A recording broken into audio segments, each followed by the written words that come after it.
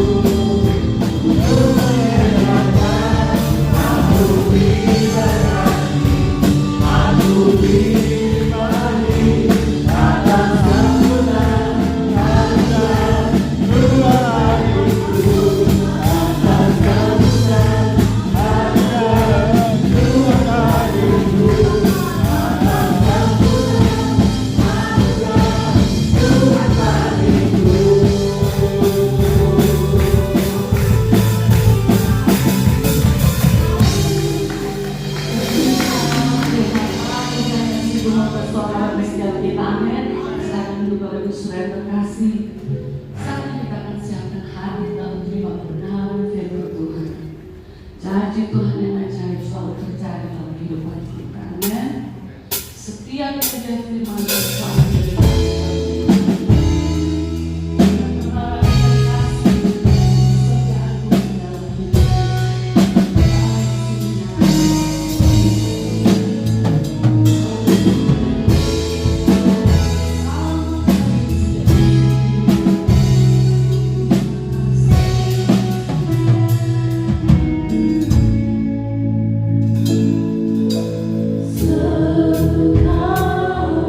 Ku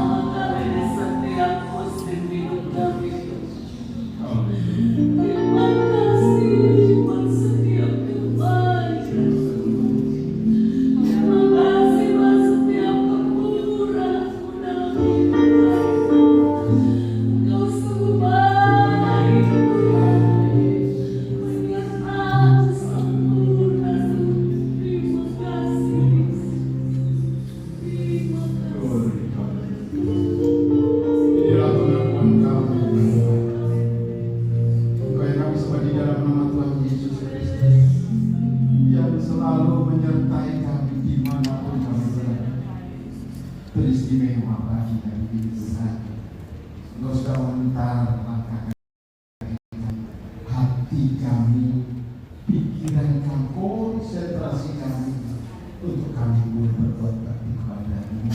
Kami mau Tuhan senantiasa memuji memuliakan nama Tuhan. Biarlah pujian yang sudah kami naikkan, penyembahan kami yang sudah kami naikkan Tuhan, itu menjadi dupa yang berbau harum di hadapan-Mu, menjadi kesenangan-Mu Tuhan.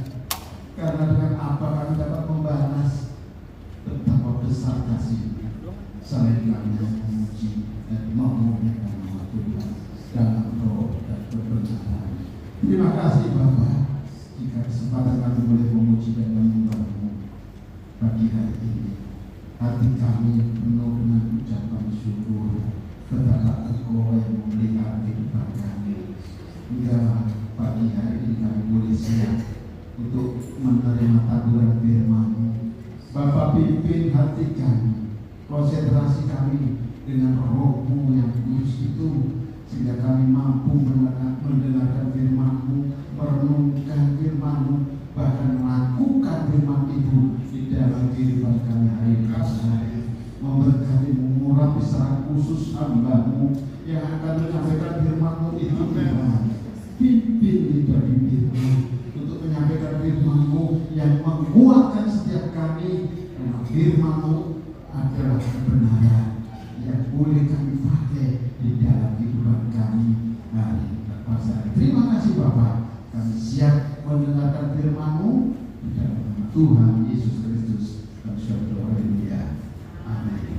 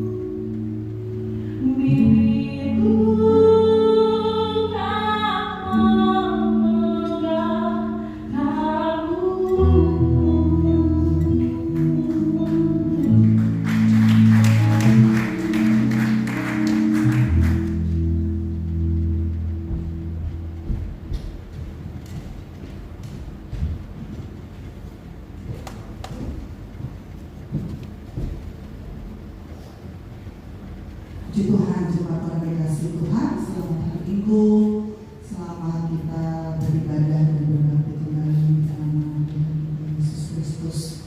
Kebenaran firman Tuhan pagi hari ini akan dibawakan oleh Ibu Pendeta Lydia Panjaitan. Beliau adalah Gembala Sidang GPDI Maranatha Salatiga, juga Sekretaris Komisi Pusat Pelnak, juga kalau saya nggak salah ketua Yayasan Sekolah Alkitab Salatiga, Kepala Sekolah Alkitab ya, Kepala Sekolah Alkitab Salatiga. Puji Tuhan, waktu dan tempat kami persilahkan, mari beri kemuliaan bagi Tuhan kita Yesus Kristus.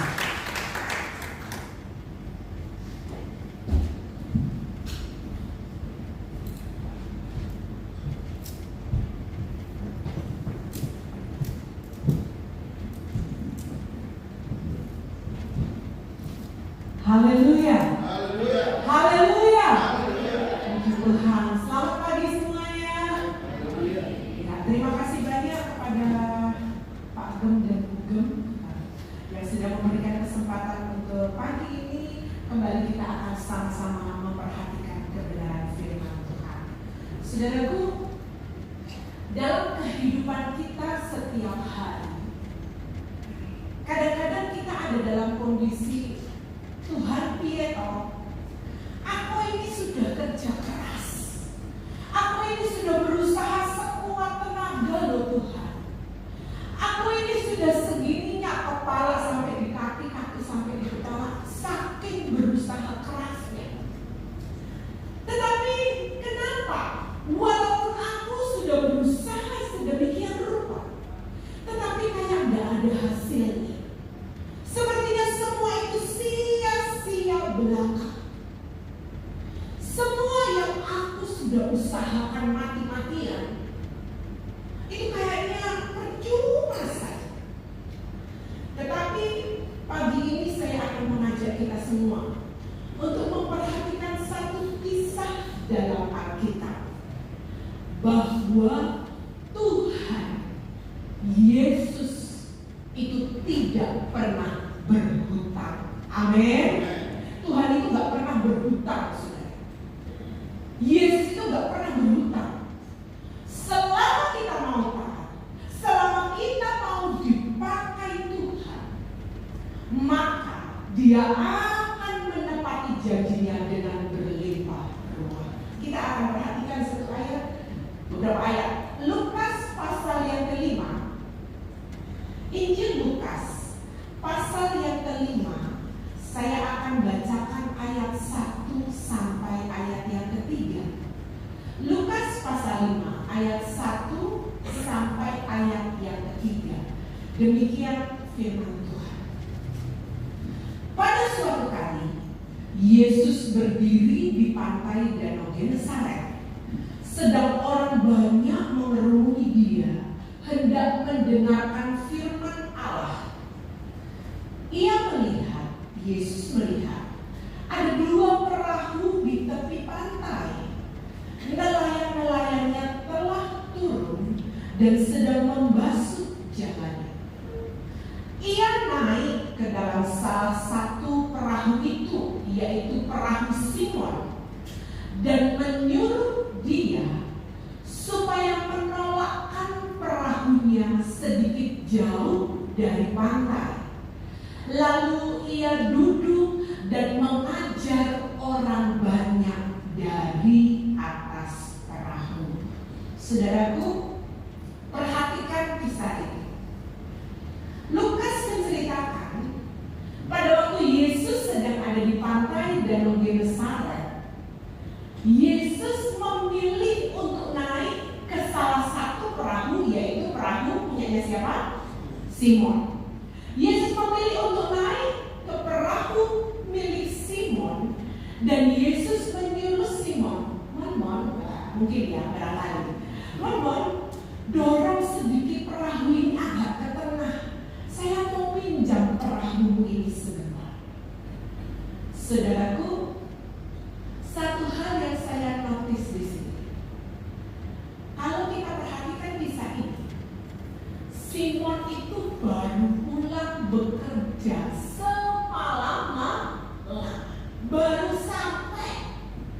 dia sedang membersihkan jalannya, dia sedang beres-beres perahunya. Tahu-tahu Yesus datang dan Yesus bilang, "Man, ayo kita menengah, kita ke tengah sedikit." Satu hal yang saya perhatikan saudara, yang istimewa yang dimiliki oleh seorang Simon ini. Simon adalah seorang yang rela dipakai Tuhan. Rela dipakai Tuhan. Katakan 2, 3. Rela dipakai Tuhan. Satu hal yang membuat Simon nanti menikmati berkat luar biasa adalah Simon punya hati, punya hidup yang apa saudara? Rela dipakai oleh Tuhan. Padahal waktu itu, kalau saya gambarkan tuh gini saudara ya, Simon ini tidak ngerti mungkin ya, ngapain Yesus tuh ada di pinggir danau Genesaret. Kenapa kok Yesus itu ujung-ujung tiba-tiba naik ke perahunya, nyuruh dia ke tengah sedikit, padahal dia kan baru pulang nih, baru habis kerja, capek, semalam-malaman dia bekerja. Dan saudara, Simon itu adalah seorang nelayan. Perahu itu adalah alat utama yang dipakai nelayan untuk bekerja. Ya, saya akan menggambarkan gini. Ya, kayak sopir gokar, alat utamanya untuk bekerja mobil. Ya, yang bawa gojek, yang naik motor, alat utamanya ya motornya ini. Nah, kayak itulah kira-kira Simon. Dia menggunakan perahu itu untuk bekerja semalam-malaman, tetapi saat itu Yesus tanpa penjelasan apa-apa, Yesus tahu-tahu nih meminjam perahu Simon. Ayo Mon, ke tengah sedikit. Tetapi saudara, Simon sama sekali tidak protes. Dia oke-oke saja ketika Tuhan Yesus naik ke perahunya. Dia nurut aja. Dan dia, ayo deh Tuhan, ayo kita ke tengah. Saudaraku, ketika Simon mengizinkan Yesus masuk ke dalam perahunya, yang saya lihat ini adalah apa? Simon seorang nelayan. Dia tidak egois dengan perahunya dia. Dia nggak mempertahankan Tuhan buat yang lain aja, udah. Ketika Tuhan bilang ayo kita sedikit ke tengah, dia ikut aja. Kenapa? Dia rela melakukan sesuatu untuk Tuhan. Dia rela memberikan waktunya, dia rela memberikan tenaganya, dia rela memberikan materinya sebagai ruang untuk Tuhan nanti bekerja. Saudaraku, ada banyak pelayanan di gereja yang tidak harus ada di panggung gereja, betul? Di gereja saya, mungkin di sini ada ya, di gereja saya ada ibu-ibu. Jadi kaum wanita dibagi dalam kelompok masak, saudara ya. Kelompok masak setiap minggu, ibu-ibu ini dalam satu tim akan menyediakan sarapan buat semua yang melayani di gereja. Menyediakan sarapan bukan cuma untuk 2-3 orang, saudara ya. Tim pelayanan di gereja itu bisa sampai 40 orang. Tetapi ibu-ibu ini dengan senang hati, mereka bukan cuma masak, mereka berkorban materi, mereka berkorban waktu. Saya pernah tanya, dari jam berapa Bu bangun? Karena kami ibadah di rata-rata jam 7 pagi, saudara ya. Saya dari jam 3 kan sudah mulai oplak di dapur. Karena apa? 6:30 harus ke gereja, bawa sayur, bawa lauk, supaya tim gereja itu bisa makan. Nah, orang-orang yang melayani di balik panggung inilah orang-orang yang berkorban ini tanpa banyak orang-orang yang tahu. Inilah yang saya gambarkan ini seperti Simon. Mereka rela melakukan sesuatu untuk pekerjaan Tuhan. Mereka mau ambil bagian dalam pelayanan walaupun itu tidak saudara, inilah caranya Tuhan akhirnya bekerja. Selanjutnya, ayo kita lihat ayat yang keempat. Masih di Lukas pasal 5, kita nggak kemana-mana ya saudara. Kita tetap di Lukas pasal 5. Ayat 4 dan 5 dari Lukas pasal 5. Demikian firman Tuhan. Setelah selesai berbicara, ia berkata kepada Simon, bertolaklah ke tempat yang dalam dan tebarkanlah jalamu untuk menangkap ikan. Ayatnya kelima. Simon menjawab, Guru, telah sepanjang malam kami bekerja keras dan kami tidak menangkap apa-apa. Tetapi karena Engkau menyuruhnya, aku akan menebarkan jala juga. Yang kedua, saudara, apa yang menyebabkan Simon akhirnya mengalami bahwa Yesus itu tidak pernah berhutang? Dan yang pertama, rela dipakai Tuhan. Yang kedua, Simon dia taat dalam keadaan berat. Taat dalam keadaan berat. Katakan 2, 3. Taat dalam keadaan berat. Coba tepuk pundak kawan di sebelah. Mau diberkati Tuhan enggak? Mau diberkati Tuhan enggak? Tanya. Mau diberkati Tuhan enggak? Ada yang jawab enggak? Ada yang jawab enggak? Ada. Kehormatan gitu. Ya. Bilang kalau mau diberkati Tuhan, taat ya walaupun berat. Ngomong. Taat ya walaupun berat. Kalau mau diberkati Tuhan, taat ya walaupun berat. Kenapa saudara? Saya rangkum ini dalam kata-kata ini. Kalau Anda perhatikan dalam ayat 4 dan 5, gini. Setelah Yesus selesai berkhotbah, Yesus bilang, Mon, ayo kita tenang lagi. Simon tenang. Lebih menengah lagi di danau Genesaret. Kemudian Yesus bilang, tebarkan jalamu. Dan Simon tuh terus bilang begini, saudara, yang di ayat yang kelima tadi. Simon bilang, Guru, sudah sepanjang malam saya dan teman-teman ini bekerja keras. Bukan 1-2 menit, bukan 1-2 jam. Semalam-malaman loh Guru, kami bekerja keras dan hasilnya nol. Kami tidak menangkap apa-apa. Kami tidak dapat apa-apa. Sudah semalam-malaman kami kerja.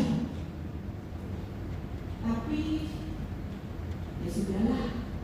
Karena Guru yang bilang, aku akan menebarkan jalaku juga.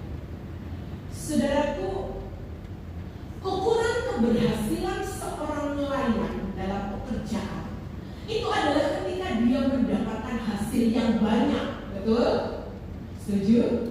Kalau hasilnya banyak berarti dia nelayan yang sukses. Malam itu Simon and the gang, ya, Simon dan teman-temannya, mereka gagal dalam pekerjaannya. Mereka sudah bekerja keras semalam-malaman. Mereka tidak berhasil menangkap apapun juga, dan nangkap ikan sama sekali, tidak ada hasilnya sama sekali. Simon dan teman-teman pagi itu kembali ke tepi pantai Danau Genesaret dengan tangan hampa. Mereka sudah menyerah. Mungkin mereka sudah mikir, waduh, ini pulang aku gak bawa hasil, gimana nanti anak dan istriku? Aduh, makan apa kami hari ini? Tetapi perhatikan saudara, dalam ayat 5 bagian B dikatakan, sepanjang malam kami bekerja keras dan kami tidak menangkap apa-apa. Tapi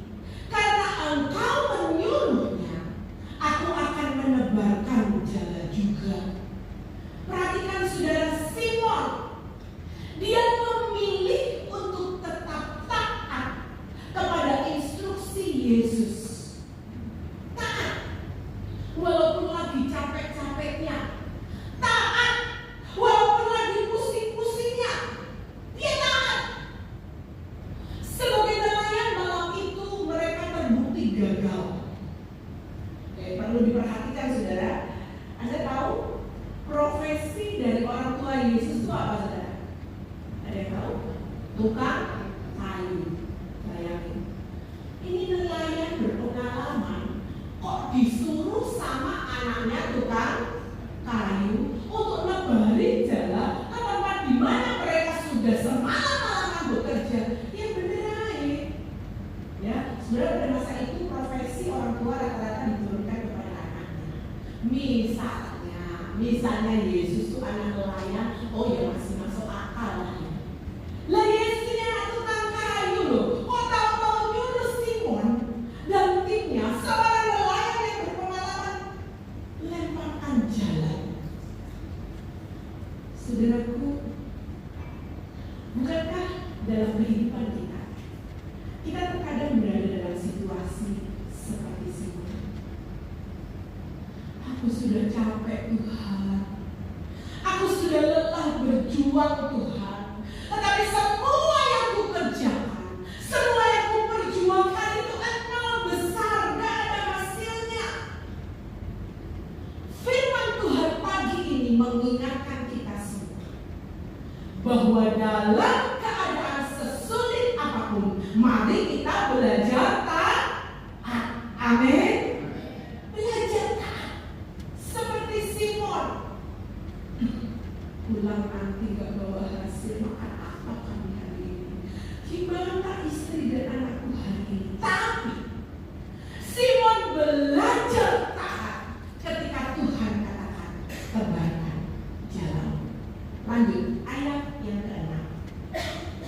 Lukas 5 ayat yang ke-6. Demikian firman Tuhan. Dan setelah mereka melakukannya, mereka menangkap apa saudara? Sejumlah besar ikan, sehingga jalan mereka mulai koyak.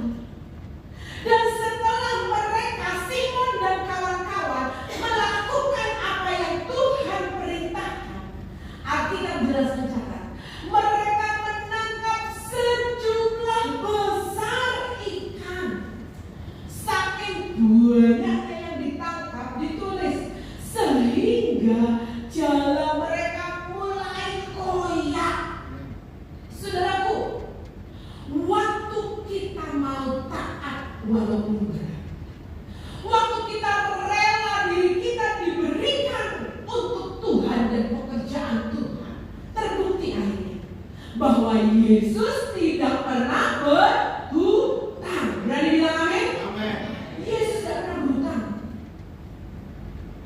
Ketika kita rela memberi untuk pekerjaan Tuhan, ketika kita mau taat walaupun yang Tuhan perintahkan kayaknya gak masuk akal, ternyata hasilnya sangat luar biasa. Dicatat dalam Alkitab, Simon berhasil menangkap sejumlah besar ikan, sampai jalannya mau koyak, sampai perahunya nyaris tenggelam. Berkat yang dia terima, itu saya katakan begini saudara, berkat yang diterima jauh melampaui dari apa yang pernah mereka pikirkan. Haleluya. Saudaraku, Simon yang rela memberi buat pekerjaan Tuhan, Simon yang mau meminjamkan perahunya kepada Yesus untuk dipakai untuk mengajar, Simon yang belajar taat walaupun situasinya waktu itu berat. Ya berat lah ya, kelompok jarang, nelayan itu sampai gak dapat ikan itu jarang. Tetapi Simon mau taat, dan kenyataannya adalah Tuhan Yesus tidak pernah mau berhutang. Kerelaan kita, ketaatan kita selalu mendatangkan berkat Tuhan yang berlimpah.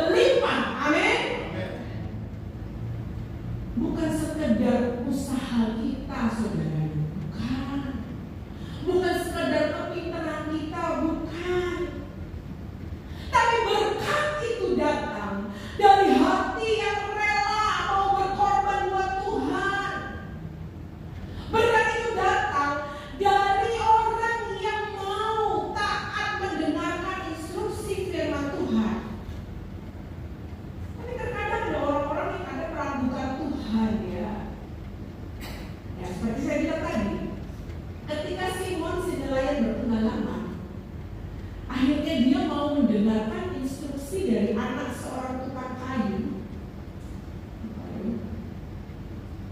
apakah ada keraguan mungkin dari Simon? Saya nggak tahu ya saudara. Tapi nyata, ketika Simon mau taat, Tuhan bertindak. Tuhan tidak pernah berhutang, saudara. Demikian juga kepada saya dan saudara. Kerelaan kita, ketaatan kita itu akan menggerakkan hati Tuhan untuk mencurahkan berkat-berkat-Nya. Pasti. Apakah pagi ini ada di antara Anda yang masih merasa, hidupku belum diberkati Tuhan kok.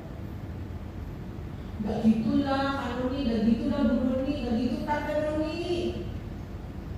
Kalau ada di antara kita yang pagi ini masih merasa hidupku belum terlalu diberkati Tuhan, yang salahin Tuhan, saudara. Saya justru mau katakan kepada kita pagi ini, coba introspeksi diri kita dulu. Apakah kita sudah rela berkorban buat Tuhan dan pekerjaan Tuhan? Coba cek diri kita dulu. Apakah kita sudah mau taat walaupun keadaan itu berat?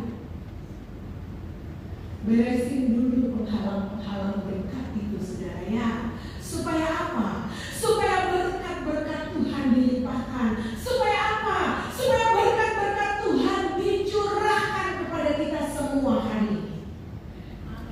Haleluya. Kita lanjut, saudara. Ayat yang ke-7. Lukas pasal 5, ayat yang ke-7. Demikian firman Tuhan. Lalu mereka memberi isyarat kepada teman-temannya di perahu yang lain, supaya mereka datang membantunya. Dan mereka itu datang.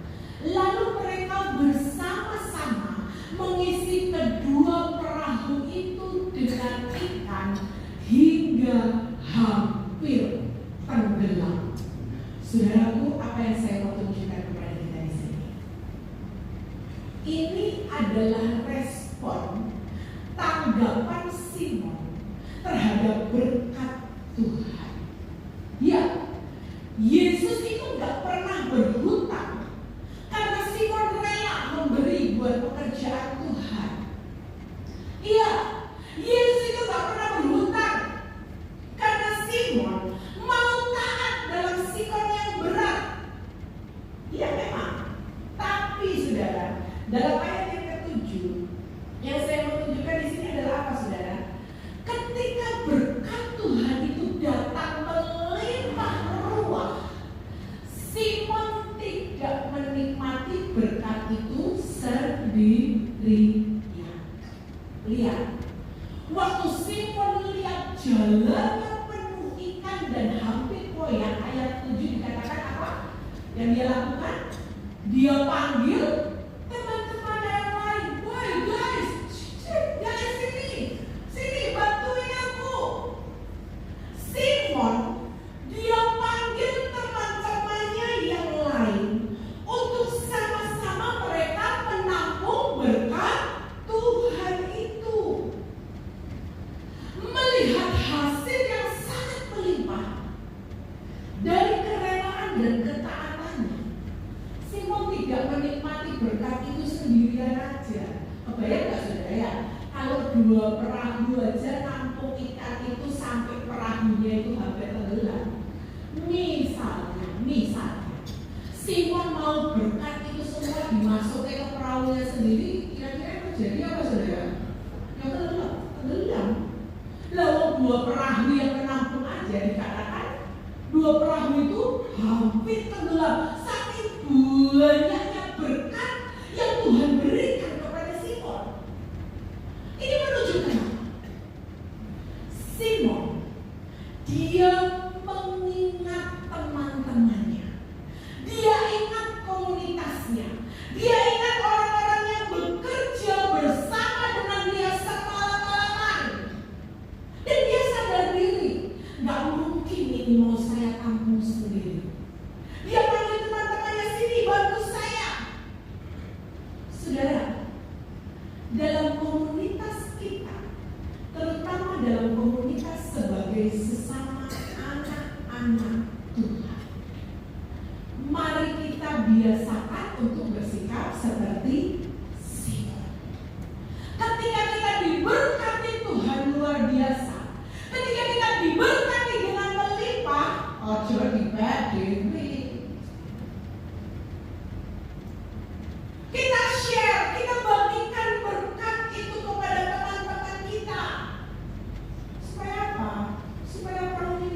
tenggelam, saudara.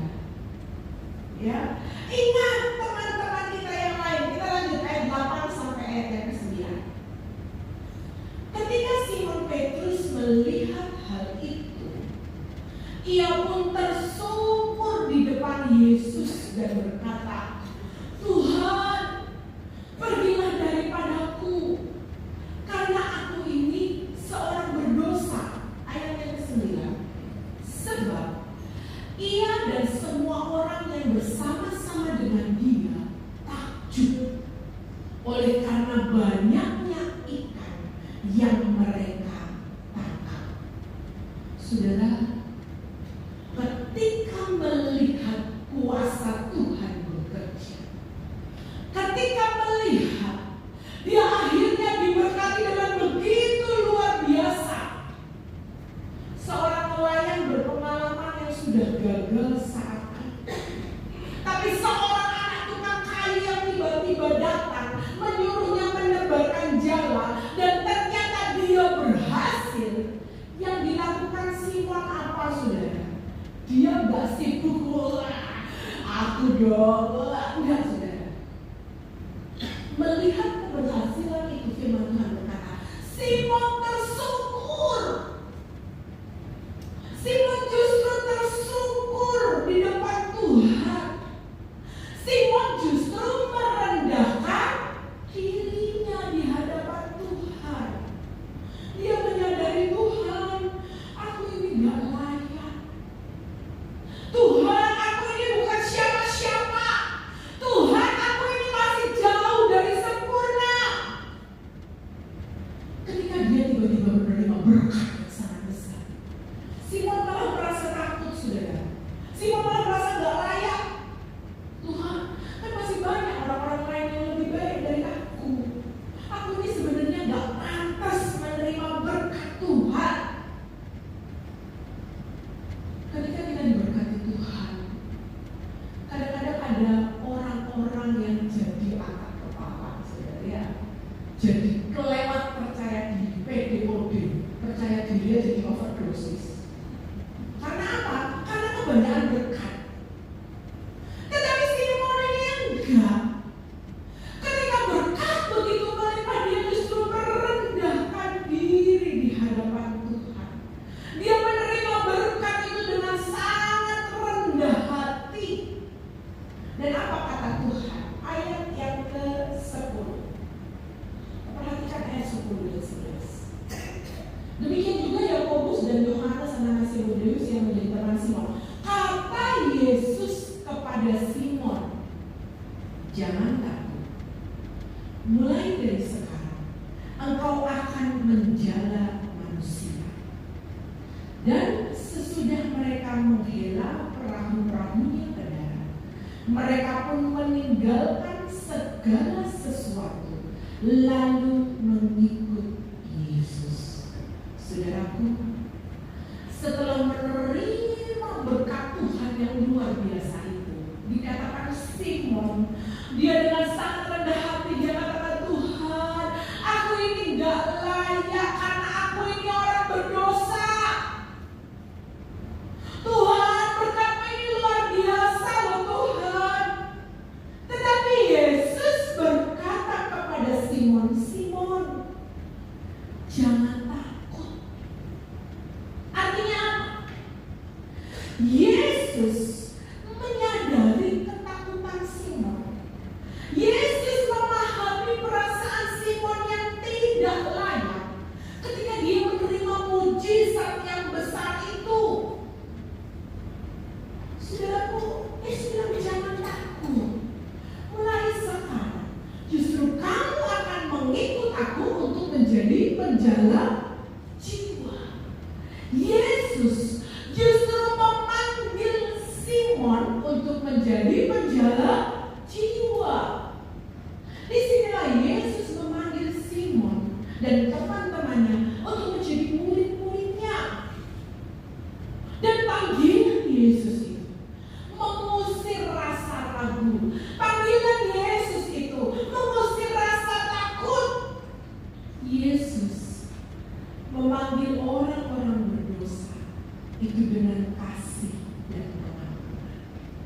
Yesus memanggil kita yang sebenarnya gak layak di hadapan Tuhan itu untuk memberi kesempatan baru kepada kita semua, saudara. Amin. Maaf ya, berapa banyak di antara kita yang sukanya itu ngomongin kekurangan orang lain? Berapa banyak di antara kita yang sukanya menceritakan dosa-dosa orang lain? Bukannya sibuk ngurusin diri sendiri, malah sibuk ngurusin kekurangan orang lain. Padahal nih saudara, sorry. Seringkali orang-orang yang sibuk ngurusin kekurangan orang lain, ketika diperiksa dirinya sendiri itu justru jauh lebih banyak kurangnya daripada orang-orang yang diurusin itu. Sengaja saudara ya, kenapa? Supaya orang lain itu kelihatan lebih jelek dari saya. Tetapi saudara, dalam kisah ini Yesus, dia itu tidak menolak orang-orang yang punya kekurangan. Amin. Yesus tidak menolak orang-orang yang masih punya dosa. Amin. Yesus justru panggil Simon, kamu akan menjadi penjala jiwa. Orang-orang yang hidupnya masih ada kelemahan, yang hidupnya masih ada kekurangan, yang hidupnya belum sempurna, tetapi dia punya kerelaan hati berkorban buat Tuhan dan pekerjaan Tuhan. Orang-orang yang hidupnya masih penuh kekurangan, yang masih ada dosa, tetapi dia mau belajar taat walaupun berat. Yesus justru pilih mereka untuk menjadi orang-orang yang menjala jiwa. Mulai sekarang engkau akan menjadi penjala jiwa. Yesus justru kasih kepada Simon satu misi yang lebih besar. Tadinya Simon hanya penjala ikan di Danau Genesaret, tetapi sekarang Tuhan percayakan Simon untuk menjadi penjala jiwa, menjala manusia, mengajak orang untuk percaya kepada Tuhan Yesus. Saya katakan saudara, panggilan ini bukan cuma sekedar profesi loh, bukan. Tetapi panggilan ini adalah perubahan total untuk kehidupan Simon. Mereka dipanggil untuk mengerjakan satu misi yang jauh lebih besar daripada sekedar menangkap ikan. Dan tanggapan Simon apa saudara? Saya bacakan ulang ayat ke-11. Tanggapan Simon dan teman-temannya apa? Dan sesudah mereka menghela perahu-perahunya ke darat, mereka pun meninggalkan segala sesuatu lalu mengikut Yesus. Perhatikan saudara, Simon dan teman-temannya, mereka meninggalkan segala sesuatu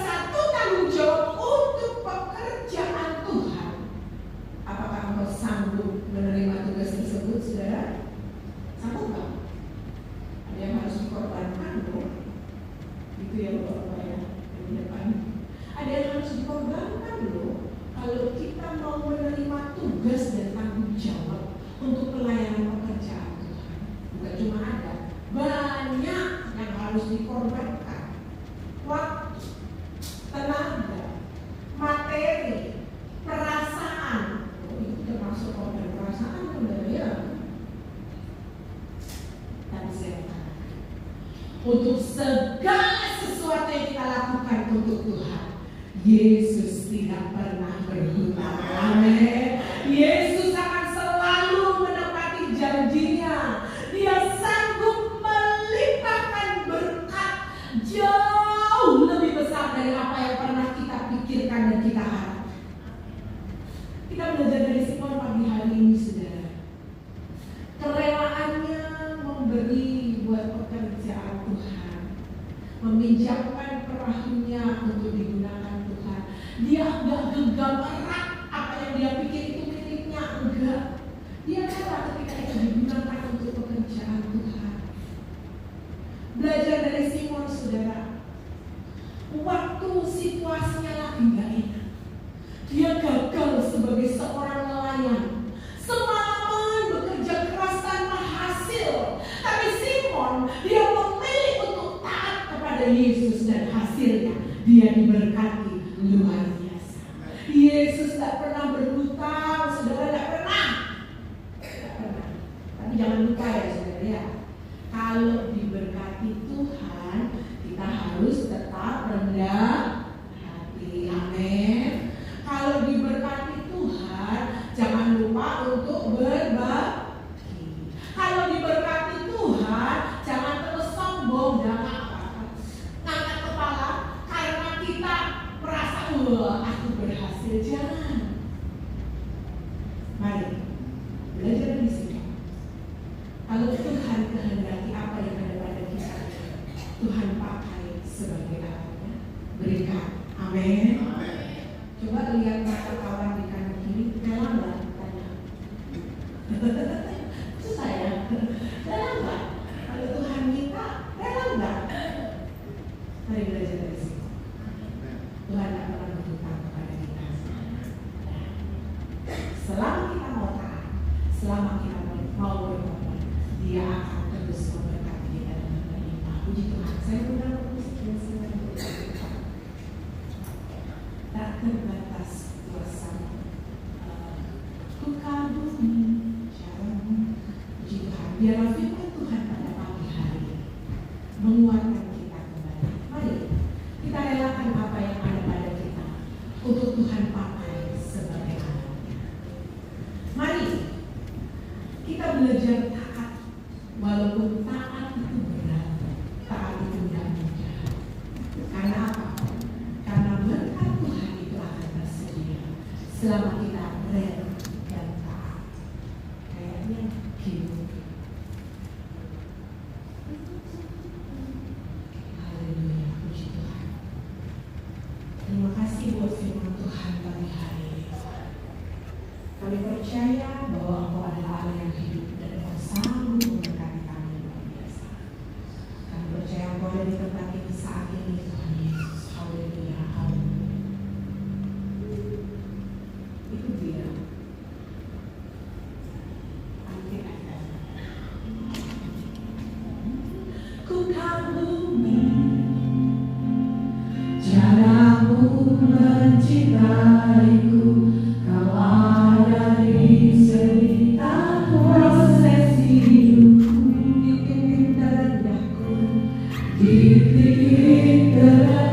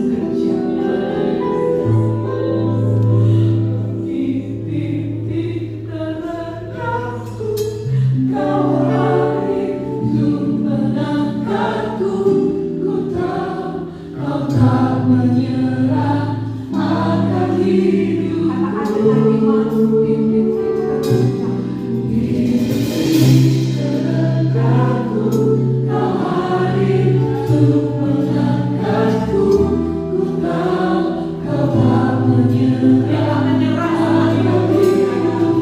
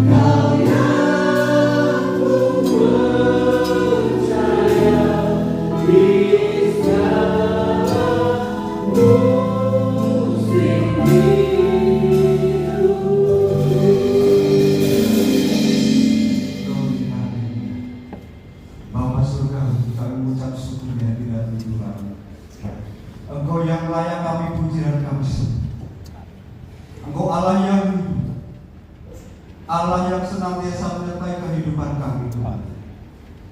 Firman-Mu yang Tuhan sudah sampaikan Tuhan, sungguh mengingatkan setiap kami Tuhan. Terima kasih Tuhan, supaya kami boleh belajar merendahkan diri di hadapan-Mu, mengasihi sesama kami Tuhan. Kau telah mengingatkan kami melalui firman pada pagi hari ini Tuhan. Biar semua yang Tuhan sudah tabur Tuhan, biar bertumbuh di dalam kehidupan kami. Seperti halnya Simon Tuhan, Engkau sudah memberkati dengan luar biasa Tuhan. Apa yang kami pikirkan tidak sesuai dengan apa yang Engkau berkati Tuhan. Kami percaya Tuhan, kebenaran firman-Mu akan memperbarui setiap kehidupan kami. Terima kasih Bapa. Kami sambut kebenaran firman pada saat pagi hari ini. Bila firman tetap berakal betul dalam kehidupan kami. Memberkati hamba-Mu, Ibu Pendeta Lydia Panjaitan Tuhan, yang sudah memberi berkat buat kami semuanya. Berkati segenap kehidupannya Tuhan, pelayanan dimanapun Tuhan menempatkannya Tuhan. Kami percaya Roh-Mu tetap menyertai dalam kehidupannya. Terima kasih Tuhan, kami sambut dengan firman-Mu di dalam nama Tuhan kami Yesus Kristus. Haleluya, amin. Firman Tuhan sudah diberkati dengan kebenaran firman Tuhan yang luar biasa. Dan saat ini kita akan mempersiapkan tangan-tangan kita untuk memberikan persembahan. Sambil kita menaikkan pujian, betapa baiknya Engkau Tuhan.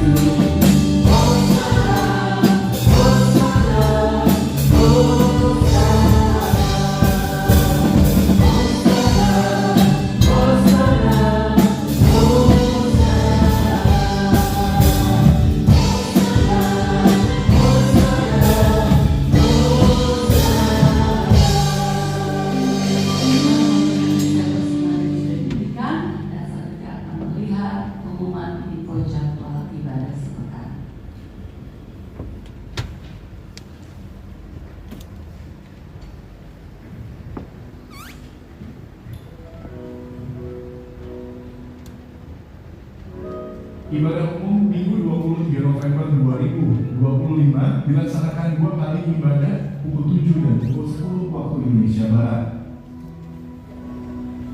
Ibadah doa malam dilaksanakan pada hari Senin 17 November 2025 di lantai 2. Ibadah doa berdoa dilaksanakan secara online melalui YouTube GPI Barito setiap hari Rabu pukul 19 waktu Indonesia Barat.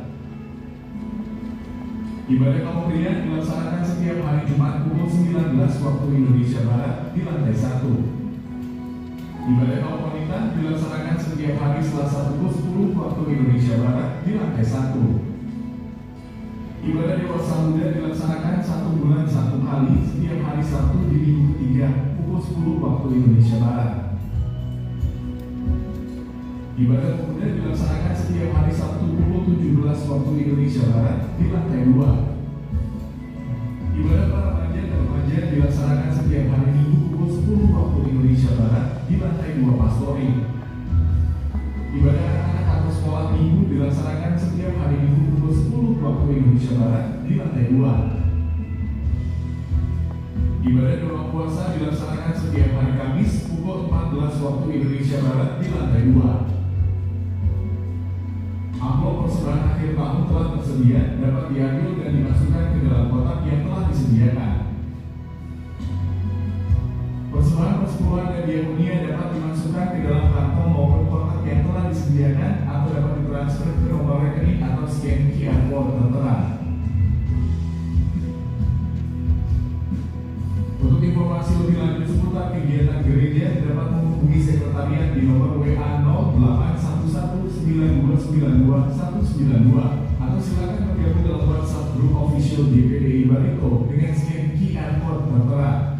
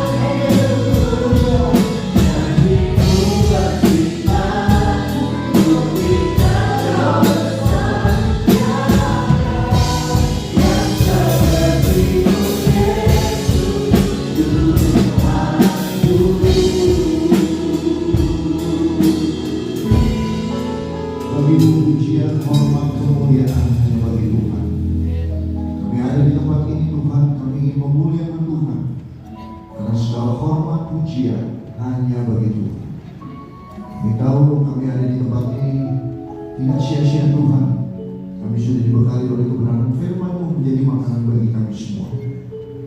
Kami ingin mempraktekkan dalam hidup kami ketika kami keluar dari tempat ini.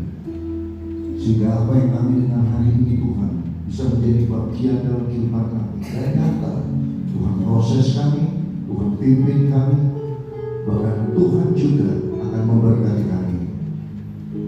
Hari ini sebentar kami akan pulang ke rumah kami masing-masing dengan pernyataan Tuhan yang sungguh. Karena ketika kami datang dan kami pulang tidak sama seperti ketika kami datang. Kehadiran-Mu di tempat ini Tuhan, sungguh kami boleh rasakan. Dan kami pulang dengan kemenangan, kami pulang dengan berkat, kami pulang dengan sukacita yang daripada Tuhan. Seluruh orang yang Tuhan sudah mengambil bagian, mereka juga ingin diberkati oleh Tuhan karena apa yang mereka lakukan hanya untuk kemuliaan nama Tuhan. Dan seluruh kami semua, kami disertai oleh Tuhan, dilindungi, bahkan juga itu terbungkus dalam kuasa darah-Mu, tiba di tempat tujuan kami dengan tidak ada satu kekurangan apapun. Kami boleh hidup dengan sejahtera dalam kasih Tuhan kita, Yesus Kristus. Sebentar arahkan hatimu kepada Tuhan, dan kita akan menikmati berkat yang daripada Tuhan.